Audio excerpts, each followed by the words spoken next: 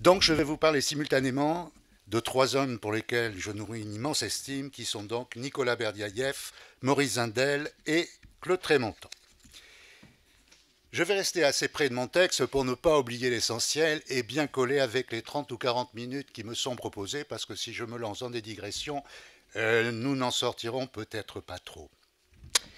Je voulais vous dire ceci, à savoir, ce qui me semble important pour le départ, est de noter que l'anthropologie de l'Église catholique romaine, telle que par exemple vous pouvez la découvrir ou la lire dans le dernier catéchisme donc de l'Église catholique, qui est le catéchisme dit des évêques de 1992, eh bien cette anthropologie, donc cette conception de l'homme, est fondée non pas sur l'anthropologie du Nouveau Testament, mais sur celle de saint Thomas d'Aquin, et en particulier sur les thèses 15 et 16, qui sont insérées dans les fameuses 24 thèses thomistes publiées en 1914 par Benoît XV. La thèse numéro 15 affirme, je cite, que l'âme humaine, créée par Dieu, est, par nature, incorruptible et immortelle. La thèse numéro 16 dit que l'âme raisonnable, c'est de celle-là dont il est question, l'âme raisonnable de l'homme, eh bien, non seulement communique au corps l'acte d'existence, mais elle donne aussi à l'homme tous ses degrés essentiels de perfection. Tous ces degrés essentiels de perfection, c'est-à-dire que la perfection de l'homme vient de son âme, ou de ce qui est appelé ici l'âme raisonnable. Ces deux thèses sont à la racine de l'article 336 du catéchisme de 1992 et de façon générale sont à la clé du chapitre d'anthropologie qui est très intéressant de ce catéchisme, qui est intitulé, c'est très révélateur d'ailleurs, qui est intitulé « Un de corps et d'âme ».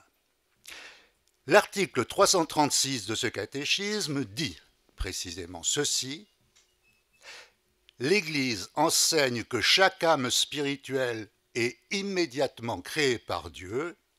Elle nous apprend aussi que cette âme est immortelle. De telles affirmations impliquent que l'homme est donc un être binaire à deux dimensions, corps et âme, et qu'il n'en possède aucune autre de vraiment intéressante, puisque l'âme, vous l'avez entendu, à elle seule est source de toutes les perfections de l'être humain. Ces affirmations impliquent que l'âme est par naissance spirituelle, vous l'avez entendu, elle est spirituelle par nature, et que par suite l'homme n'a pas à passer par une seconde naissance pour devenir spirituel. Il n'a pas à consentir une métamorphose ontologique pour devenir spirituel. Il découle aussi de ces affirmations que l'âme bénéficie d'une immortalité essentielle, puisqu'elle appartient à sa nature, elle appartient à son être. Eh bien, toutes ces affirmations sont pour le moins surprenantes et infiniment, puisqu'une lecture attentive, et je dirais sans a priori, du Nouveau Testament, ainsi que des pères de l'Église, on va dire des 2 premiers siècles, montre d'évidence que l'anthropologie du christianisme originel est fondée non pas sur une conception binaire de l'être humain, mais sur une conception ternaire, corps, âme, esprit. Cette anthropologie est fondée sur le fait que l'homme, pour devenir homme, doit passer non par une naissance, mais par 2. Et l'anthropologie du christianisme originel nous dit que l'immortalité humaine n'est en rien essentielle ou naturelle, elle est sans cesse affirmée comme étant conditionnelle, optionnelle, libre ou encore on dit gracieuse. Ah, voilà qui pose un vrai problème. Mais pour soulever un tel lièvre que je qualifierais volontiers d'épistémologique ou de paradigmatique, pour soulever un pareil lièvre, il fallait un certain courage, ou disons au moins une certaine intrépidité, laquelle, si on en croit l'histoire, ne me semble pas avoir été la qualité dominante des théologiens et des philosophes chrétiens des temps modernes. Du moins, pour ma part, n'en connais-je aucun pour avoir pris le risque de soulever cette question de fond ou ces questions de fond. Je n'en connais aucun, sinon 3. 3 qui sont justement Berdiaïev, Zindel et Trémontin. Et le plus magnifique est que ces penseurs courageux et hors du commun, et je dirais en des temps peu propices et sans nulle concertation, alors qu'ils consentaient un même effort, ont fait exactement les trois mêmes découvertes et leur ont accordé la même et incommensurable valeur. Eh bien, c'est là ce que je voudrais vous montrer maintenant, sachant qu'il y a là matière à d'ample développement sur lesquels on pourrait faire des sessions complètes de réflexion. Alors donc, nos trois chercheurs se sont retrouvés pour découvrir l'importance tout d'abord du paradigme ternaire corps, âme, esprit. C'est ce que je voudrais vous montrer dans le premier temps de cet exposé. Très rapidement dit, le propre de cette conception de l'homme réside dans la distinction fondamentale de l'âme et de l'esprit, du psychique et du spirituel. Le mot âme dans l'écriture désigne l'être vivant considéré donc dans son intériorité, son mental, sa psyché, son psychisme. On va partir sur cette base-là. Quant au mot esprit, lui, il désigne en l'homme le lieu où celui-ci s'ouvre à Dieu et communie avec lui. Cette définition aussi suffira pour notre propos.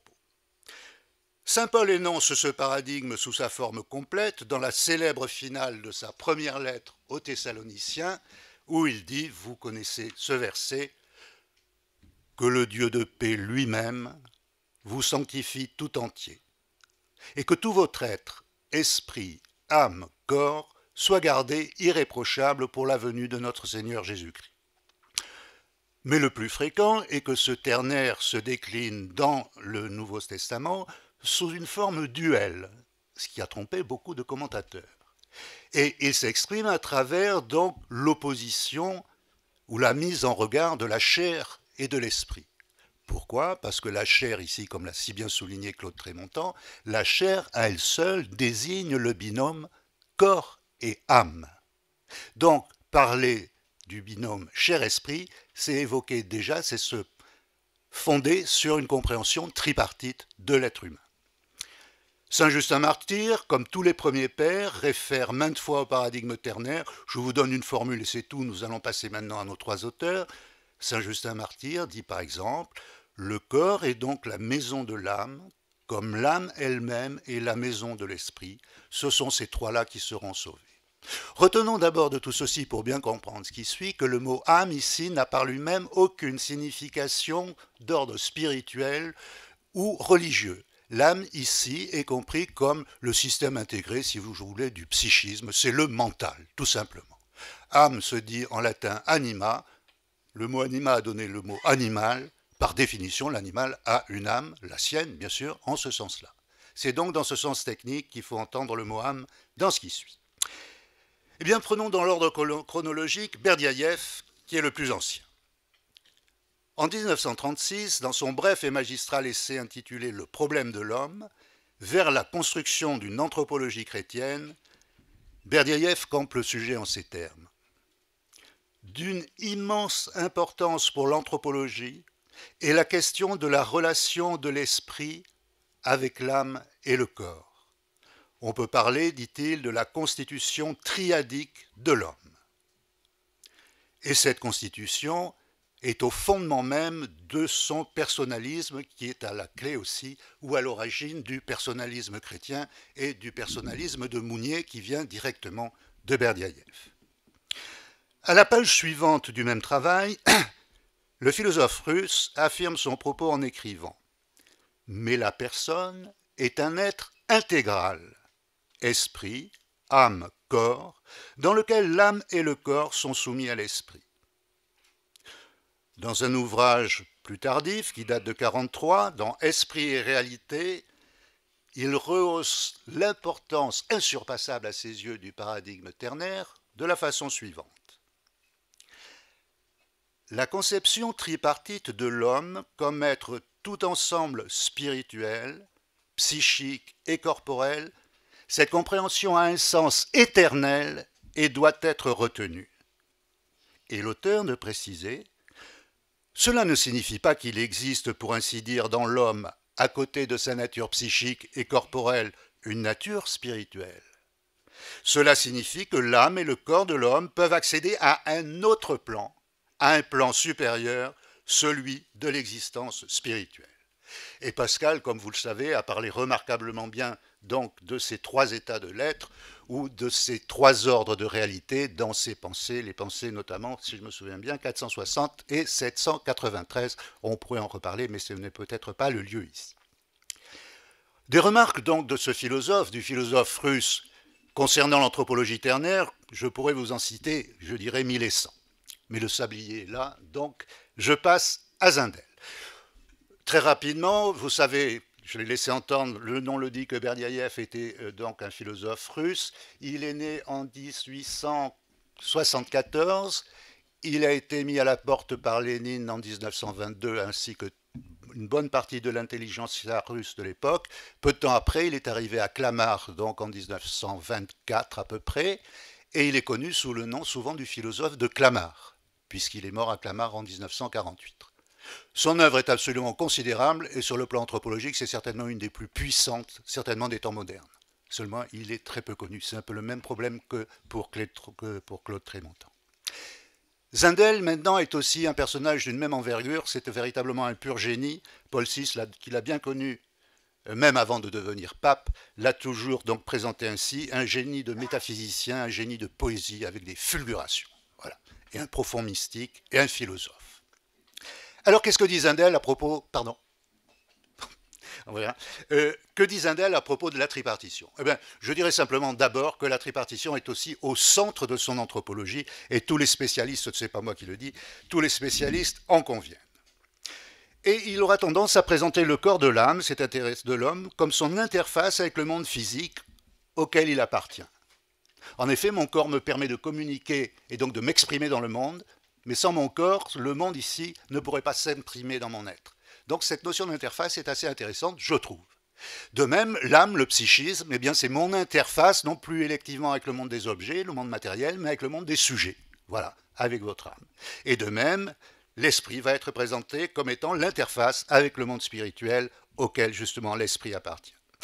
Mais en fait, là, ce sont des commodités de langage. Ces trois hommes, ces trois mondes n'en forment au vrai qu'un seul, dont l'existence se manifeste, et là je reprends le vocabulaire de Pascal, se manifeste dans trois ordres de réalité, l'ordre physique, l'ordre psychique et l'ordre spirituel. D'ailleurs, pour autant que je sache, c'est chez Pascal que Zindel va découvrir effectivement l'importance et peut-être même donc l'idée ou la réalité de ces trois états donc de l'être humain.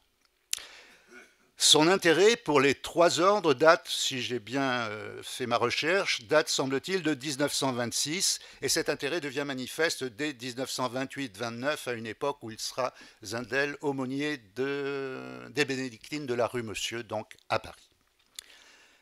Certainement donc Claire Luc, qui est une grande spécialiste de la pensée de Zindel, a raison, elle ne s'est pas trompée en disant que les trois ordres sont bien au centre de son univers spirituel.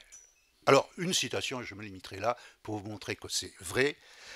Dans les notes préparatoires de ses homélies de la rue Monsieur, voici ce qu'il dit à propos du regard particulier dont il dit, je reprends ces termes, que ce regard voit les choses dans leurs trois dimensions et qu'il en donne la plus haute lecture qui se puisse concevoir.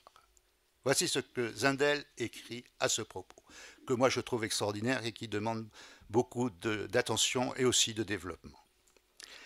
Les créatures, nous dit Zindel, nous sont un écueil, non parce que nous les aimons trop, mais parce que nous ne les aimons pas assez.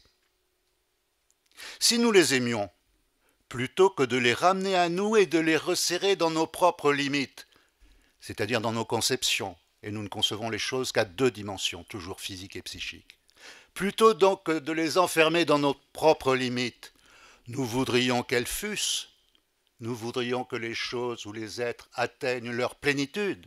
Et alors nous commencerions à les voir avec toute leur secrète profondeur, c'est-à-dire selon le schéma pascalien des trois ordres, dans leur triple dimension, sensible, intelligible et mystique. Et le véritable regard d'amour, le voilà, c'est le regard qui saisit l'autre dans ces trois dimensions. On pourra en débattre éventuellement. Qu'est-ce que dit Claude Trémontant au sujet de la tripartition? Eh bien, c'est un thème qui l'intéresse depuis le début. J'évoquais plus haut la thèse thomiste numéro 16 disant de l'âme raisonnable, de l'homme, qu'elle lui donne tous ses degrés essentiels de perfection. Ce qui revient à réduire l'esprit à l'âme, le spirituel au seulement psychique. En effet, le spirituel n'a plus aucune importance si le psychisme, dans tous ses développements, va donner à l'homme ou va permettre de révéler de l'homme tout ce qu'il est.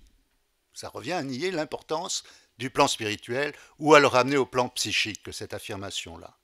Eh bien, cette réduction, elle est à la clé, on le sait, de l'anthropologie universitaire, celle de Marcel Mauss, celle de Freud, celle de Lévi-Strauss, qui, à la suite donc notamment de Descartes, ne repère en l'homme que du mental et du corporel, du psychologique et du physique. Mais il ne s'agit pas de jeter la pierre qu'à l'université. Portée par saint Thomas, cette réduction est aussi celle du catéchisme de 92, je vous l'ai laissé entendre aussi tout à l'heure, dont le chapitre d'anthropologie a pour titre « Un de corps et d'âme », et dans ce chapitre, le mot « esprit » en tant que substantif n'est pas évoqué une seule fois. C'est quand même fort. L'esprit n'est évoqué qu'à travers des qualificatifs et des adjectifs. Voilà quelque chose de significatif. Parce que le substantif, c'est de l'ordre de l'être, alors que le qualificatif, c'est l'ordre de l'avoir. On peut l'avoir ou ne pas l'avoir, mais ça ne change rien à l'être. Là, dans l'anthropologie ternaire, c'est totalement différent, vous allez le comprendre. Or donc, si je ne me trompe, dès ses premières explorations, Claude Trémontant s'est toujours élevé avec une force et une clarté remarquables contre cette anthropologie binaire qu'il va qualifier dans son bel ouvrage La mystique chrétienne et l'avenir de l'homme, il va qualifier cette anthropologie binaire d'anthropologie décapitée, d'anthropologie mutilée. Eh bien, c'est exactement l'impression que j'ai. De tels mots sont forts, mais ils sont particulièrement bien ajustés. Et cette protestation du métaphysicien, qui est indissociable bien sûr de sa défense de l'anthropologie ternaire, s'exprime en nombre d'endroits de son œuvre, et sous de multiples formes. Par exemple, lorsque Tresmontant analyse les versets de 1 Corinthiens 15, 45, 46 dans son livre « Saint Paul et le mystère du Christ », le voici qui explique avec une grande clarté que Paul ici distingue bien trois ordres, le biologique, le psychique et le spirituel, et il explique que l'homme, d'abord créé biopsychique, doit devenir, par l'esprit, un être spirituel. Voici encore Tresmontant qui, dans le problème de l'âme, donne toutes les précisions utiles à saisir les différences subtiles mais essentielles qui séparent la néphesh hébraïque de la psyché grecque, et par suite l'âme chrétienne de l'âme platonicienne. Le voici encore qui, dans le même ouvrage, éclaire l'abîme séparant le corps de l'anthropologie grecque du bazar hébraïque et par suite de la chair néo-testamentaire indissociablement faite de corps et d'âme. Voici encore Claude Trémontant qui, par là même, toujours dans le même livre, va décortiquer de manière lumineuse l'erreur foncière qu'il y a à comprendre l'antagonisme chrétien de la chair et de l'esprit à travers le dualisme platonicien du corps et de l'âme. Il ne s'agit pas du tout de la même chose. Or, cette confusion est extrêmement fréquente. Le voici encore qui souligne à la mine d'or que l'anthropologie grecque, qui ignore la dimension de la roi, du pneuma, du spiritus, donc de l'esprit, eh bien elle demeure fondamentalement binaire, alors que l'anthropologie chrétienne, héritière de l'anthropologie hébraïque, est, elle, fondamentalement ternaire. Le voici encore, mais je n'en dirai pas plus aujourd'hui sur ce sujet, qui dans son ouvrage sur la mystique chrétienne prend le temps qu'il faut pour exposer les mystères de l'anthropologie ternaire, en désignant avec une limpidité pédagogique que je trouve remarquable, le corps, il va dire, comme présence au créé physique. De l'âme, il dira qu'elle est présence au créé psychologique. Et de l'esprit, il dira qu'il est présence à l'incréé. Tresmontant nous donnera aussi cette belle définition de l'esprit. L'esprit en l'homme, ce n'est donc pas le psychisme. Surtout pas, parce que ça, c'est l'erreur dramatique. C'est ce par quoi l'homme est capable d'entendre et de comprendre ce que dit l'Esprit de Dieu à l'homme. C'est ce par quoi l'homme est capable d'entrer en communication avec l'Esprit de Dieu. Et ça, ce n'est pas de l'ordre de la nature, ce n'est pas de l'ordre donc biopsychique, ce n'est pas de l'ordre du mental. Mais tournons-nous maintenant vers la seconde naissance. Ça va, j'ai le temps encore ? Puisque on ne peut comprendre l'anthropologie ternaire qui distingue le corps, l'âme et l'esprit si on n'a pas quelque idée suffisamment précise sur ce thème de la nouvelle naissance. D'ailleurs, on peut dire que la nouvelle naissance est l'anthropologie ternaire en acte, voilà, dans son mouvement. Alors j'entends par valeur ontologique de la seconde naissance cette portée effective qui lui permet d'opérer un véritable miracle, à savoir actualiser l'essence de l'homme, donner à l'homme d'être enfin, d'exister en plénitude, alors qu'avant cette seconde naissance, et ça c'est très dur à entendre pour nous, nous ne sommes pas, nous n'existons pas vraiment, vous allez entendre Berdyaev, vous allez entendre Zindel, nous n'existons pas en tant qu'hommes, de la même façon qu'avant sa métamorphose, alors qu'il n'est seulement que chenille, eh bien le papillon n'existe pas encore. Voilà, c'est la même chose. Cette notion de seconde naissance ainsi comprise est absolument et rigoureusement inséparable de l'anthropologie ternaire, je me permets d'insister. Au vrai, elle est cette dernière, mais dévoilée dans son mouvement, sa dynamique, sa vie. Eh bien, que disent nos trois auteurs au sujet donc de cet événement qu'il faut plutôt comprendre le plus souvent comme un processus, un cheminement. Parole de Nicolas Berdyaev. Eh bien, l'anthropologie de cet immense philosophe distingue très clairement deux naissances. Comme de juste, la seconde, la seule vraie, dira-t-il, retient toute son attention. Il aura à ce sujet des intuitions véritablement remarquables tout au long de sa vie. Voici, choisies parmi tant d'autres, trois citations que je crois représentatives. Dans Le sens de la création, qui date de 1912, c'est son premier ouvrage important, écrit donc à Moscou, il écrit « La première naissance, en l'espèce, n'est pas la naissance authentique de l'homme. La première naissance, c'est celle par laquelle nous sommes tous passés en sortant donc du ventre de notre mère.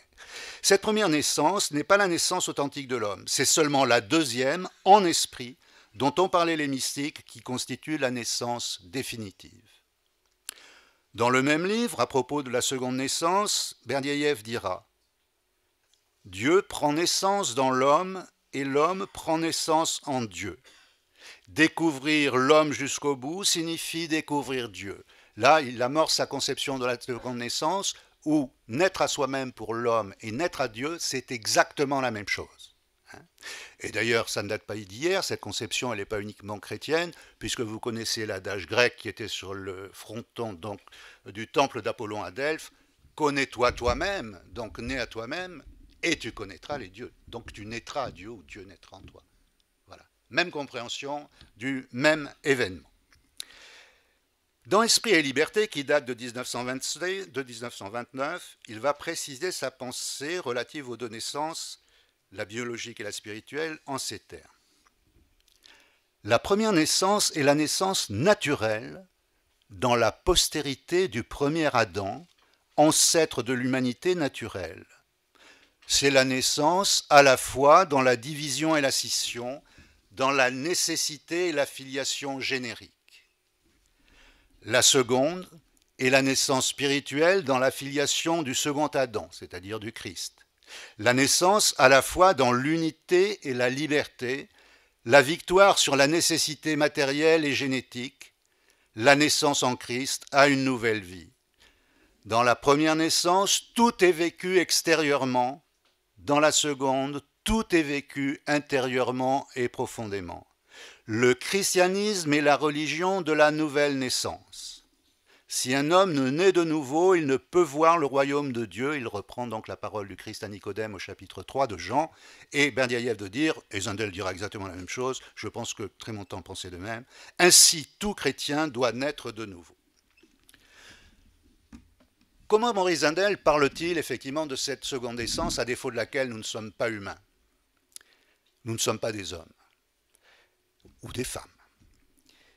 Dans l'une de ses homélies, le vieux maître suisse s'adresse ainsi à son auditoire. Il fait référence au début de son exposé. Et vous avez découvert ensuite qu'il y a une double naissance. Une naissance charnelle qui est de l'ordre de la nature et une naissance spirituelle qui est de l'ordre de la personne. Là, le vocabulaire est intéressant. Il place la personne aussi au même niveau que Berdyaev, c'est-à-dire à ce niveau ternaire. Selon Zindel, comme pour l'écriture, comme pour saint Irénée, la naissance charnelle en elle-même, de soi-même, n'a aucune valeur. Alors voilà, qui pour nous est difficile à avaler. Il écrit à ce sujet La naissance charnelle n'est rien. Au point de vue humain, elle ne signifie rien. La vraie naissance est à venir. Elle est en avant de nous. Plus précisément, encore Zundel, comme le christianisme ancien, affirme qu'en rester à cette naissance, et il va nous le montrer tout à l'heure lorsque nous parlerons de l'immortalité, en rester à la première naissance, et ça c'est le discours évangélique pur, c'est se condamner à mort. De ceux qui ne sont pas passés par la naissance d'en haut, Maurice Zundel dira, ne tenant rien de soi, ils n'ont d'humanité que l'apparence. Et il précise ainsi sa pensée, les vivants sont des morts, tant qu'ils n'ont pas surmonté les déterminismes que leur impose leur naissance charnelle. C'est très dur. Mais c'est le vocabulaire du Christ, disant à son disciple qui va enterrer son père, laisse les morts enterrer les morts. Oui, c'est exactement la même pensée. Dans toutes ces paraboles, lorsqu'on voit la parabole du fils prodigue, qu'est-ce qui se passe? Il était mort. C'est bien ce mot qui est employé. Et il revient à la vie. Mais il était mort. Voilà. Et là, les mots ont leur sens plein et entier, absolument extraordinaire.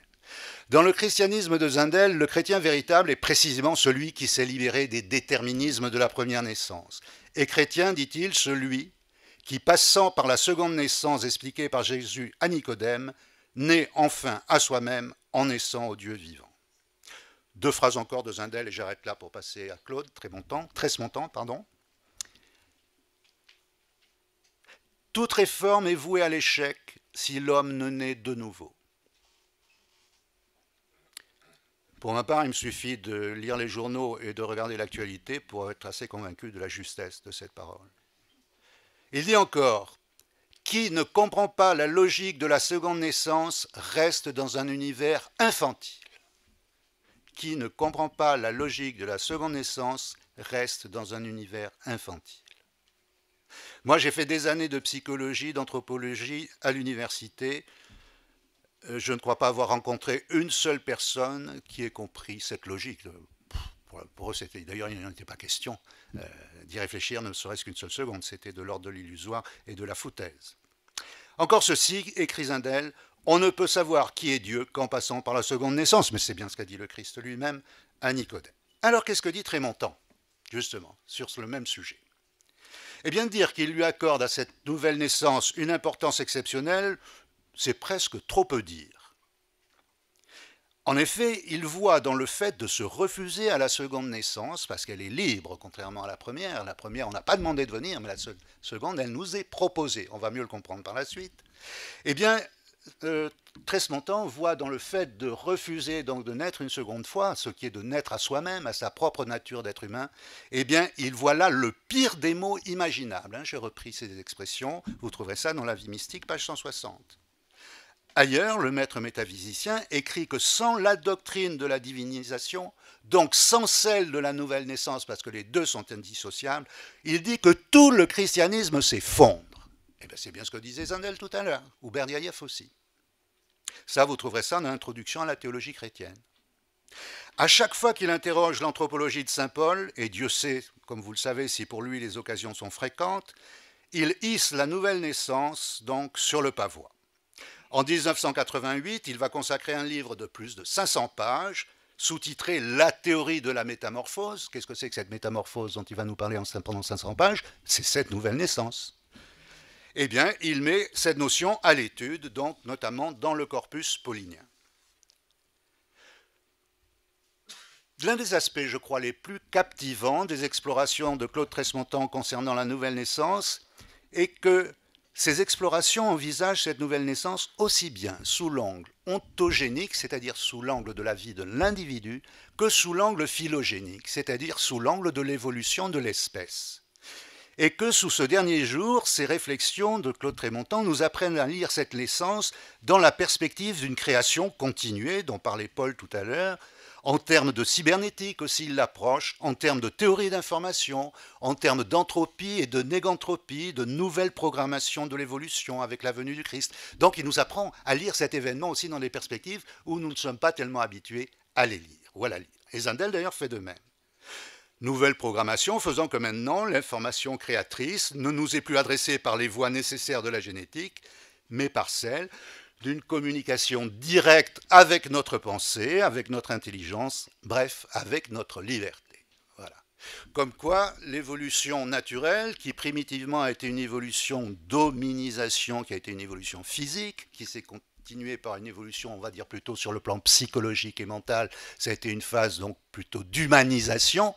Eh bien, si on reste dans la logique de cette compréhension ternaire et de la seconde naissance, doit se continuer maintenant. Mais maintenant, c'est entre nos mains, c'est là où la donnée change, c'est entre les mains de notre liberté. Elle doit se continuer par une évolution, donc, qui va être, cette fois, on va la qualifier de spirituelle, mais encore faudrait-il, disons, éclaircir plus avant, peut-être ce qu'on entend par là. Mais bien, retenons quand même cette progression, qui est celle donc, qui est dans l'esprit de Claude Trémontant. Voici enfin 2 citations spécialement importantes, puisqu'elles situent très justement la nouvelle naissance dans l'optique de l'être, de l'immortalité et de l'éternité, ce qui va m'amener au dernier point et j'aurai terminé. Écoutons ce que dit donc Claude Trémontant dans l'ouvrage La question de l'immortalité de l'âme. Non, c'est dans La finalité de la création, pardon, c'est un autre petit ouvrage de Claude Trémontant. La finalité de la création, le salut et le risque de la perdition, qui date de 1996. Il écrit, on dirait lire du Zindel, la question n'est pas tellement de savoir si nous allons être punis ou châtiés après la mort. La question est de savoir si nous serons ontologiquement capables de prendre part à la vie de l'unique qui est l'unique vie. La question première est de savoir si nous serons réellement des êtres. Zindel dit quelque part, le vrai problème, n'est pas de savoir si nous serons vivants après la mort. Le vrai problème est de savoir si nous serons vivants avant de mourir. C'est exactement la même idée qui est développée ici avec un vocabulaire un petit peu différent. Alors on va comprendre pourquoi ils nous disent ça, hein, tout de suite. Dans l'étude intitulée La question de l'immortalité de l'âme, nous pouvons lire, sous la main donc de Claude Trémontant, selon la doctrine chrétienne, l'immortalité de l'âme, la capacité métaphysique à être immortel, à recevoir l'immortalité, est une condition nécessaire mais non suffisante, puisque l'être créé, appelé, invité à la vie éternelle, est tenu d'effectuer une nouvelle naissance que Paul appelle une métamorphose. La participation à la vie éternelle à venir implique et requiert une nouvelle naissance, une métamorphose. Nous sommes là au cœur même de l'anthropologie originelle. Nous sommes là au cœur même du discours du Christ. Nous sommes là au cœur même de Saint Jean, au cœur même de Saint Paul. Et ça, c'est magnifique. Nous ne sommes plus tout à fait chez Saint Thomas, j'en suis désolé. Alors, troisième fil d'or de cette anthropologie originelle, à savoir une compréhension particulière de l'immortalité. Nous avons été élevés, éduqués, nous avons en arrière-plan dans notre tête que l'immortalité à laquelle croient les chrétiens, les catholiques, les juifs et par exemple les musulmans, c'est une immortalité essentielle qui appartient à notre être. Dans le cas du christianisme, cette immortalité nous a été donnée à notre création, nous est donnée au moment de notre création, elle fait partie de notre être, c'est en ce sens qu'elle est naturelle, qu'elle est essentielle. Et cette immortalité, il faut l'entendre non seulement dans l'idée que elle n'est pas seulement relative à la mort qui vient. Oh non, c'est une immortalité bien plus belle, bien plus forte. C'est une immortalité absolue, c'est-à-dire que nous ne mourrons pas de la mort qui vient, mais nous ne mourrons pas de quelque autre événement que ce soit, de quelque autre mort qui pourrait arriver, disons après. Nous sommes immortels, que nous le voulions ou non. Voilà, ça c'est l'immortalité essentielle. C'est l'immortalité naturelle. Vous en voulez, vous n'en voulez pas, tant pis pour vous, vous l'avez, elle vous colle aux fesses. Voilà. Et bien ça, c'est pas l'immortalité chrétienne. Que nous dit Berdiaïev sur l'immortalité? L'immortalité est une catégorie spirituelle et religieuse, et non pas naturaliste et métaphysique. Elle n'est pas la propriété naturelle de l'homme. Vous voyez, on ne peut pas le dire plus clairement. Elle est l'acquisition de la vie spirituelle, elle est la nouvelle naissance en esprit, naissance en Christ, source de vie éternelle. C'est-à-dire que accepter le dessein créateur, lui dire oui, on a employé, je crois, l'expression tout à l'heure précédemment, eh bien c'est dire oui à la vie offerte par Dieu, c'est-à-dire une vie éternelle, une vie où nous devenons par là même immortels. Mais on peut ne pas en vouloir, hein, on peut effectivement se fermer à cette proposition.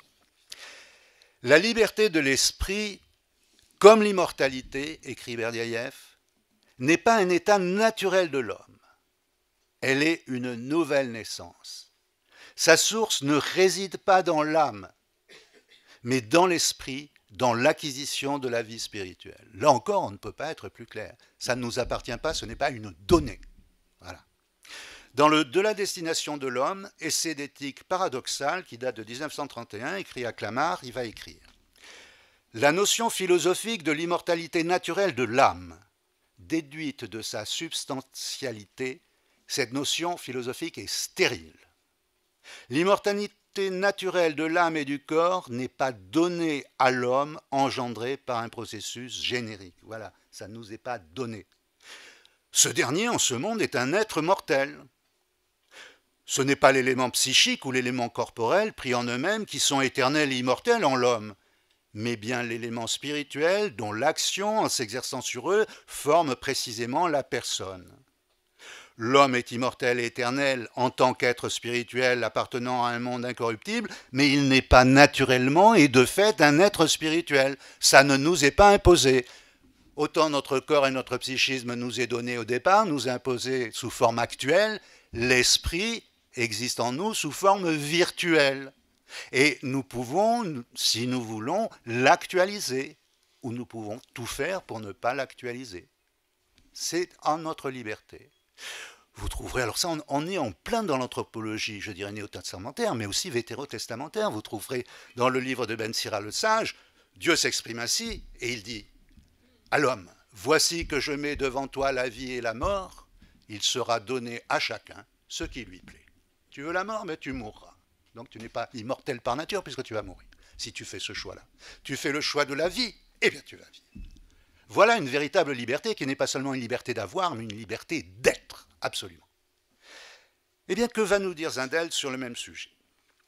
Dans Recherche de la personne, qui est un livre que son évêque a fait retoquer, bien sûr, qui date de 1938, Zindel avait déjà pris ses distances vis-à-vis du dogme de l'immortalité naturelle. Et il dit ceci. Quels que soient les arguments que l'on propose en faveur de l'immortalité naturelle de l'âme, il nous semble qu'il y a là, au point de vue spirituel, un problème d'une extrême gravité. Nous avons tenté de le résoudre, ce problème, ou plutôt il s'est résolu de lui-même en notre méditation, par les exigences mêmes de la vie spirituelle qui fait apparaître l'éternité comme un devoir écrasant et sublime. Voilà, c'est un devoir-être, c'est une proposition d'être, mais ça ne nous est pas imposé. Et dès lors, Zindel n'aura de cesse d'expliquer toujours plus avant la conception optionnelle, donc, de l'immortalité. Voici à ce sujet un passage d'une force tout à fait remarquable qui date de 1962, et je vais passer à Claude Trémontant. Zindel nous dit ici, eh bien, ça tombe bien, c'est la phrase que je citais tout à l'heure. C'est pourquoi le vrai problème, encore une fois, parce qu'il revient en permanence là-dessus, n'est pas de savoir si nous serons vivants après la mort, mais bien de savoir si nous serons vivants avant la mort.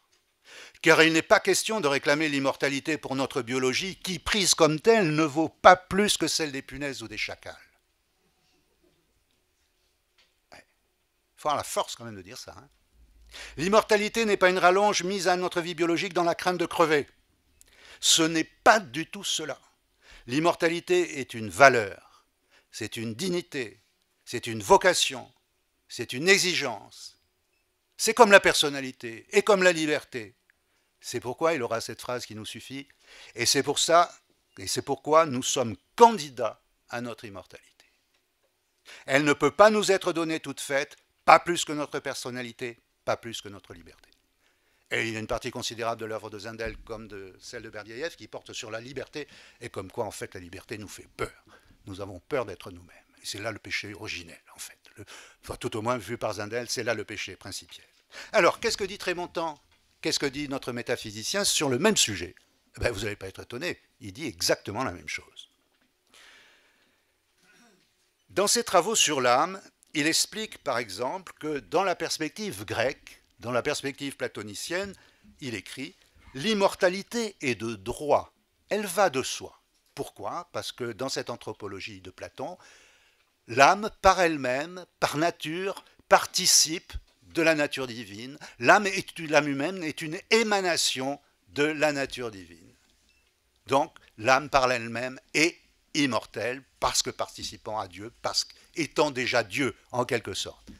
Comme dira saint Irénée, ceux qui croient ça, ils se croient arrivés avant même d'être partis. Je crois qu'il y a du juste là-dedans aussi, dans cette façon de dire les choses. Par contre, dit Tresmontan, il n'en va pas du tout de même dans la perspective juive et chrétienne, où l'immortalité ne peut pas être de droit, puisque dans cette conception, l'âme n'est pas la vie, mais elle la reçoit. Ce que Tresmontan résume dans le problème de l'âme dans ces termes limpides. Page 193. Dans la perspective chrétienne, on ne peut déduire de l'essence de l'âme son existence nécessaire et éternelle. Ça ne lui appartient pas par essence, par nature à l'âme, d'être immortelle, d'être éternelle. Non. Et d'expliquer ailleurs que lorsqu'on attribue à la philosophie de saint Thomas de démontrer l'immortalité de l'âme, d'ailleurs là il m'a appris beaucoup, on commet une erreur. Elle ne fait la philosophie, dit Claude Tresmontan, la philosophie de Thomas, de saint Thomas, elle ne fait que démontrer la nécessaire aptitude de l'âme à être immortelle, sous réserve que Dieu lui communique l'acte d'être, sous réserve de l'influx de Dieu, tamen influxu Dei. Mais cette philosophie ne démontre en rien l'immortalité, c'est ce que dit Claude Tresmontan, en elle-même, l'immortalité en acte. Et Tresmontan va écrire à ce sujet. Selon la doctrine chrétienne, en réalité, la vie éternelle est la participation à la vie de Dieu, l'unique incréé. Cette participation est soumise à des conditions qui sont des conditions ontologiques. On n'entre pas dans la vie éternelle n'importe comment, quoi qu'on fasse, ce n'est pas automatique ni mécanique. C'est ça, moi, toujours ce que j'ai appris à l'Église, et toujours au catéchisme. Ces gens-là, quand même, viennent vous dire ce qu'ils lisent dans l'Évangile et dans la Bible. Moi, ça me fait plaisir, ils ont le courage de le dire. On n'entre pas dans la vie éternelle n'importe comment, quoi qu'on fasse, ce n'est pas automatique ni mécanique. Nous ne sommes pas sur un tapis roulant tel que, quoi que nous fassions, nous arrivons à bon port. Le maître des évangiles dit exactement le contraire. Mais c'est vrai, il dit sans arrêt le contraire. Jamais il ne dit que les hommes sont immortels. Jamais.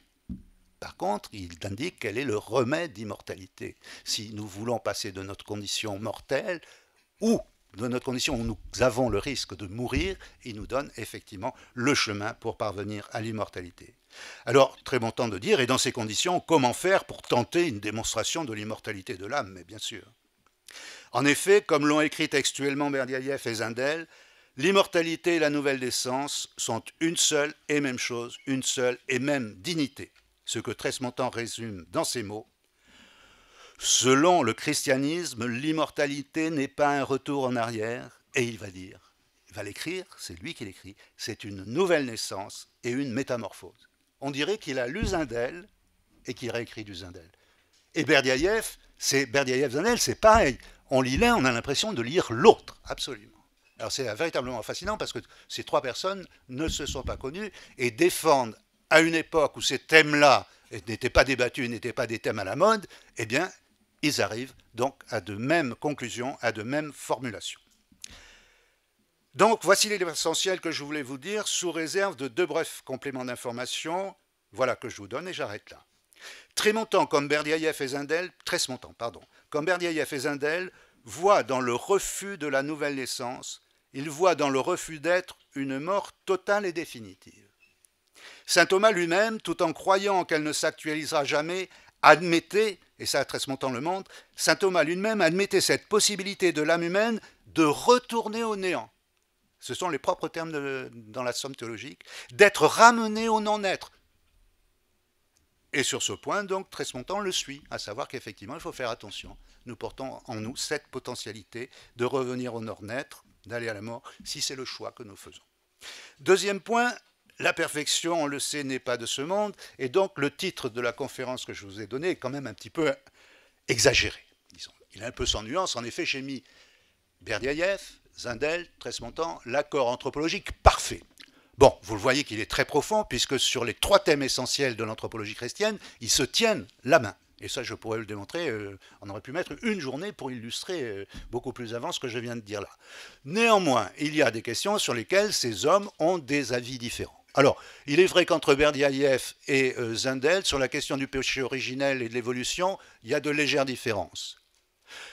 Mais alors il faut bien se comprendre et savoir que sur la question de l'évolution naturelle et du péché originel, tel du moins je crois que Claude Tresmontant a laissé sa réflexion, tel qu'en l'état où il l'a laissé, il est sûr que Bernier Yafezindel d'un côté et Tresmontant qui est monté dans le wagon de Teilhard de l'autre sont à des années-lumière.